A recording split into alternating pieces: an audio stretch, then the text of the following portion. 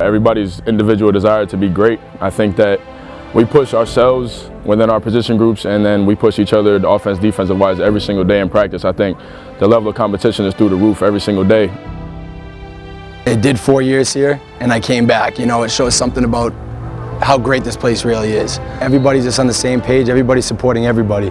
It's really just special to see how everybody just focuses on one thing and gets it done.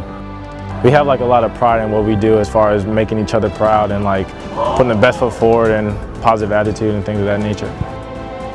The number of professors that have come up to me, the number of student athletes that have said, congratulations, that was a great team win. You get a sense of family, and I think that's something that's really important and separates us from a lot of different schools.